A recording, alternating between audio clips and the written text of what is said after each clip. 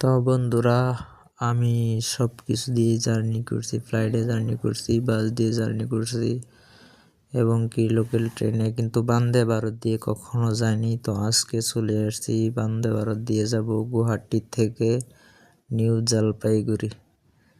এখন বন্দে ভারতের ট্রেনে উঠে গেছি।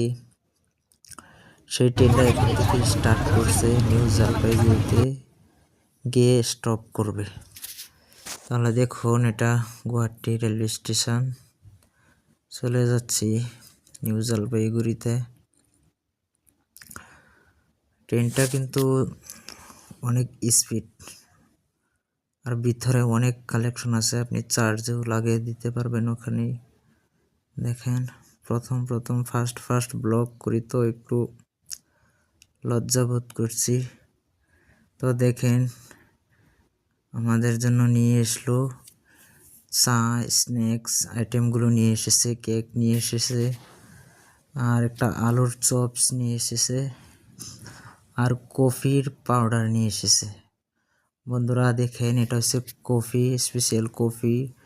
আর এখন নিয়ে কফিটা আমরা খাবো, যে কফির জন্য নিয়ে আসবে গরম জল, গরম পানি নিয়ে আসবে।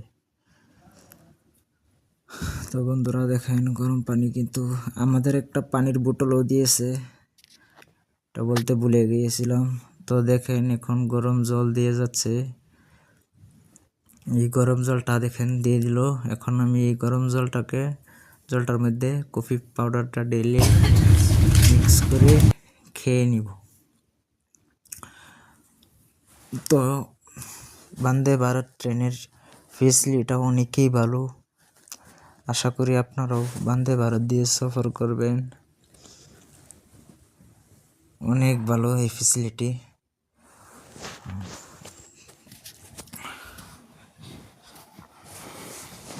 দেখেন, একটু শব্দ নাই ভিতরে, বুঝছেন? একটু শব্দ নাই ট্রেনটার ভিতরে, অনেক ভালো লাগলো। আর তারপরে আমাকে দিয়ে গেছে জিরার পানি। তো একটু পরেই নিয়ে আসলো খাবারের মধ্যে নিয়ে এসেছে চিকেন কারি, ডাল, ভাত, আর দই, আর চাপাতি, আর আলু ভাজি নিয়ে এসেছে। তো বুঝতেই পারছেন কতগুলো খাবার এই ট্রেনের মধ্যে দিয়ে দিচ্ছে। খাবার দাবার অনেক ভালো, স্পুন দিয়ে দিছে। তারপর দইটা খেয়ে নিচ্ছি।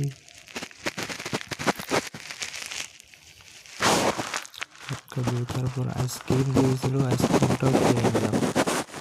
অনেক ভালো, আশা করি আপনারাও জার্নি করবেন।